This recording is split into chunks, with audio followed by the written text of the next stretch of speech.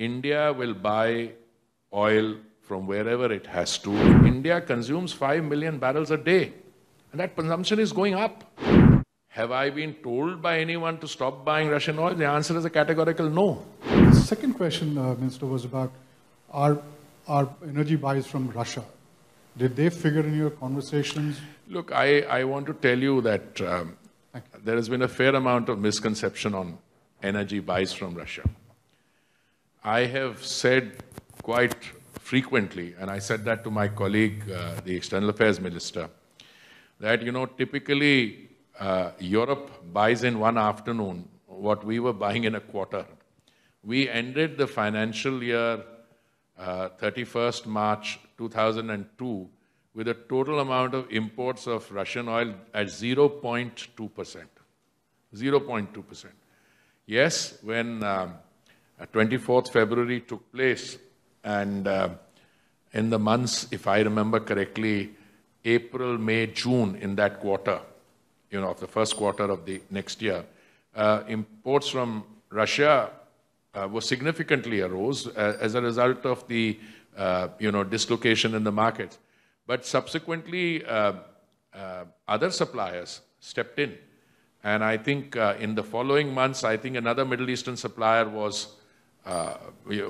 at number 2 situation. I think the Saudis were number 1 suppliers always, and for one quarter, I think the Russians moved up. Then the other Middle East suppliers come. Look, let me make it very clear.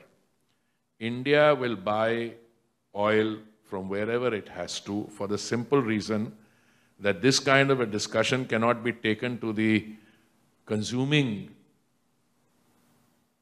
population of India. I mean, just imagine what has happened, the kind of dislocation and chaos you have in some countries. I don't want to list any, but let's say in India's vicinity, where for the love of money, there is no energy. And we have ourselves, in one particular case, extended assistance up to $4 billion, and a lot of that is in energy. So we have a moral duty to supply to our listening. Now, very often people don't understand how the oil trade takes place. Now, if I have to buy, let's say, crude from a very far distant place, where the cost of the icebreaker has to go in, and the discount doesn't work out to very much. For us, it's much easier to buy from a proximate point, let's say, in the Gulf. Now, the oil markets will play. We have a large market, and if we have to play the market card to choose, make no mistake on this. I think everybody has to realize the producer has the sovereign right to decide how much quantity they want to release. They say that doesn't affect the price. It's their judgment. I would respectfully submit that I have a different view.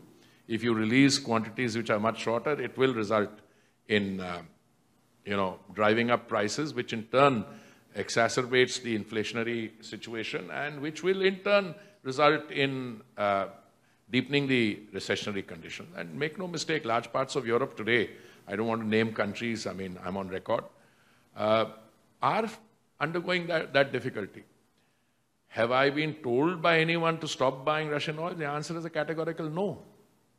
I mean, tomorrow, let's say there is a shortage. I mean, my friend represents a paper in the south of India here. He knows what is happening in countries in close proximity. Is that an argument you will go and tell there, saying, I can't supply you energy because... And look, I'm dependent 85% for my imports of crude oil on imports. The other thing, Yashwant, please remember, India consumes 5 million barrels a day. And that consumption is going up. Our civil aviation is packed, our cars, roads are full, economic activity is booming. So no, we are not told by anyone that don't buy this, don't. There is understanding. I mean, if there is an issue of how you want to deal with an evolving geopolitical situation, mature governments can have discussions, and those discussions will take place.